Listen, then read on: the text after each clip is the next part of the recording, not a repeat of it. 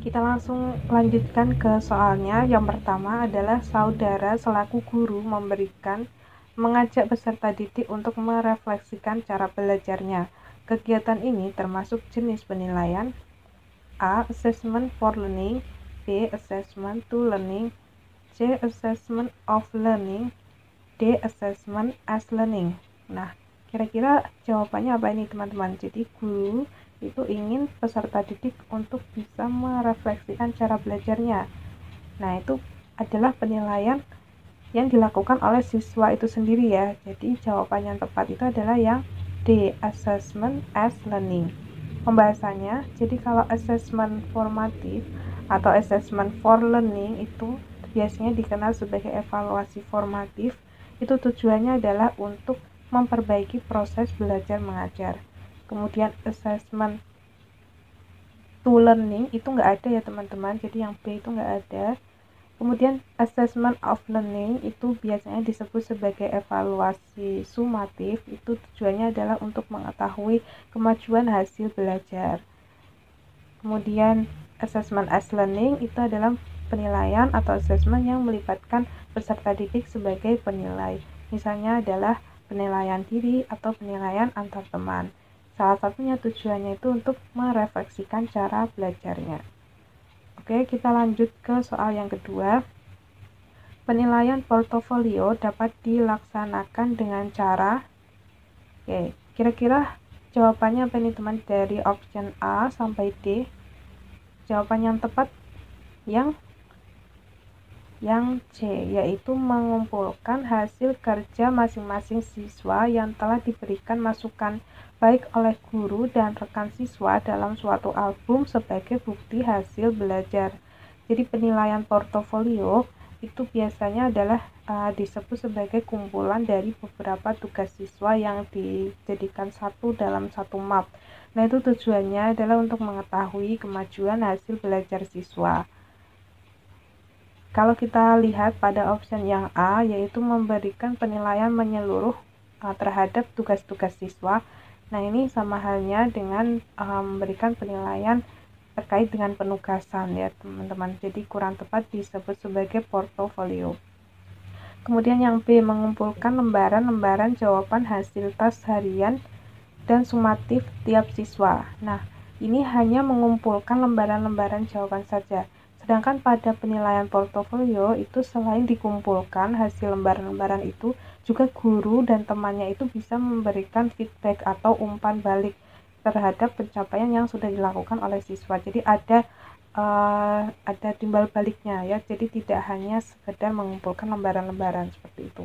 Kemudian kalau kita lihat option yang D, yaitu mengumpulkan lembaran-lembaran jawaban hasil ulangan tiap siswa untuk melihat kesulitan siswa dalam memahami pokok bahasan tertentu dan kemudian diberikan pengajaran dan tes remedial. Nah, ini sama halnya dengan penilaian diagnostik ya. Jadi untuk mengetahui kesulitan siswa. Nah, tujuan dari penilaian portofolio itu bukan untuk mendiagnosis terkait dengan kesulitan siswa, sehingga option yang D itu juga kurang tepat.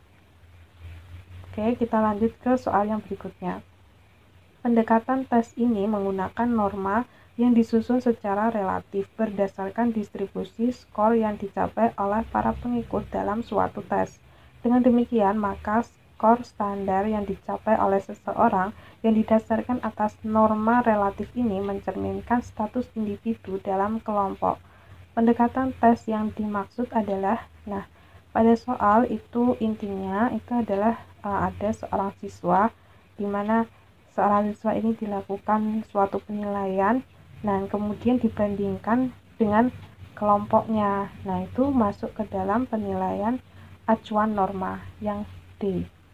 Nah, ada lagi yang namanya penilaian acuan patokan. Apa bedanya antara penilaian acuan norma atau dengan penilaian acuan patokan atau penilaian acuan kriteria?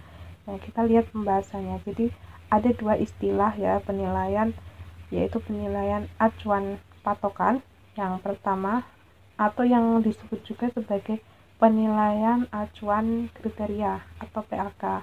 Nah, ini sama ya istilah antara PAP dengan PAK.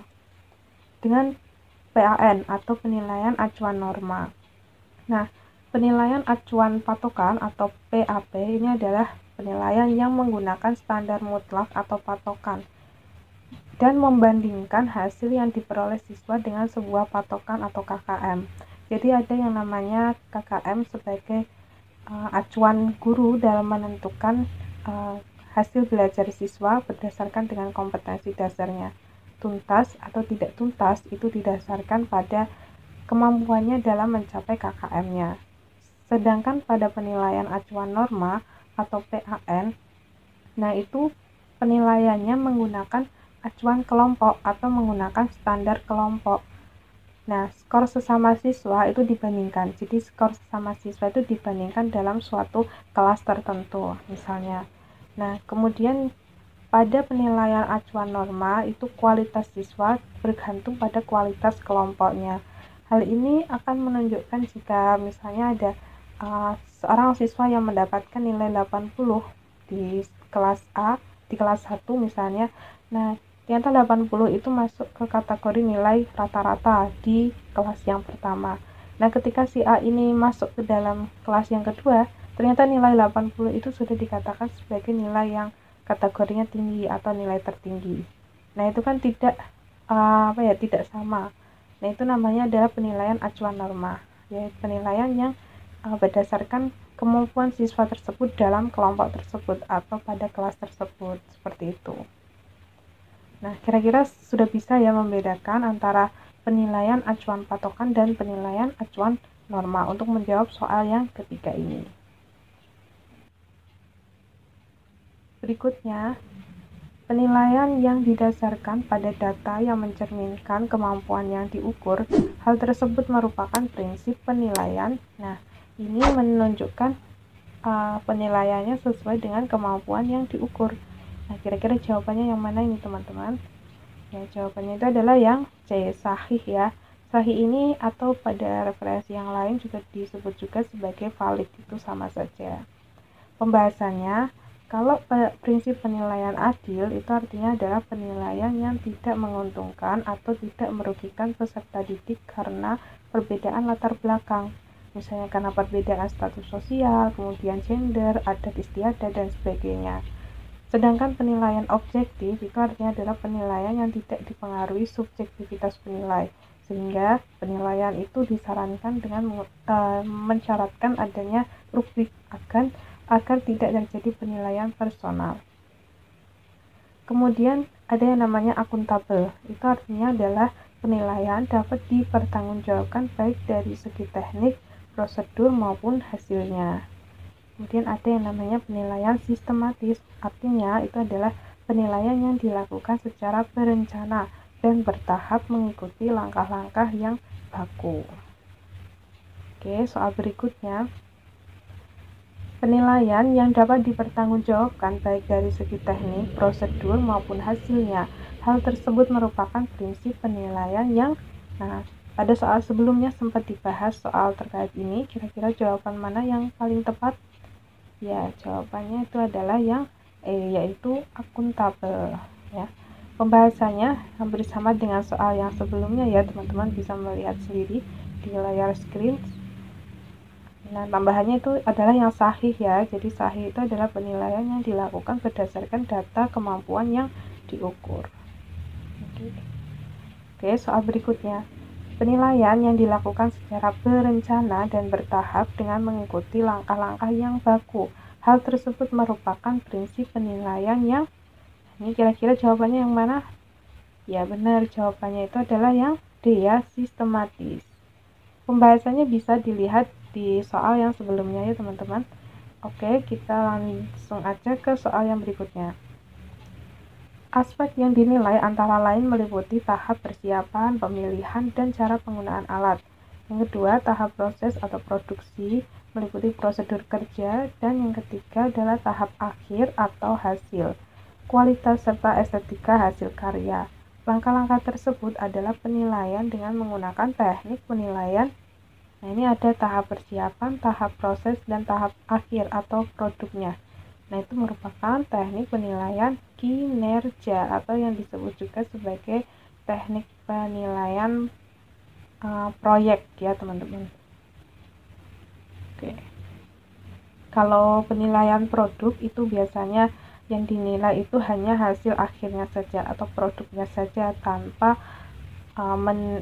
menilai secara keseluruhan seperti itu. Kalau penugasan itu biasanya dilakukan dengan pemberian tes atau pemberian latihan-latihan soal seperti itu. Kalau lisan dan wawancara, nah itu adalah penilaian yang dilakukan dengan tanya jawab ya, untuk mendapatkan informasi yang lebih mendalam. Berikutnya, sebuah penilaian yang meminta peserta didik untuk mendemonstrasikan dan mengaplikasikan pengetahuan ke dalam konteks yang sesuai dengan kriteria yang ditetapkan adalah ada kata-kata mendemonstrasikan. Nah, itu berarti penilaian yang dilakukan adalah penilaian yang berbasis kinerja atau tes kinerja. Jawabannya yang C ya, teman-teman. Oke. Lanjut, kita ke prinsip-prinsip penilaian. Asesmen hasil belajar peserta didik harus memperhatikan prinsip-prinsip sebagai berikut, kecuali. Nah, dari pilihan A sampai D, kira-kira jawaban mana yang tepat? Ini adalah yang bukan ya, bukan termasuk prinsip-prinsip. Itu jawabannya itu adalah yang C, kooperatif. Kalau kita ingat, prinsip-prinsip penilaian itu ada 9 ya. Jadi ada yang namanya sahih atau valid, kemudian objektif, kemudian adil, lalu terbuka, terpadu, akuntabel, berkesinambungan atau secara menyeluruh, kemudian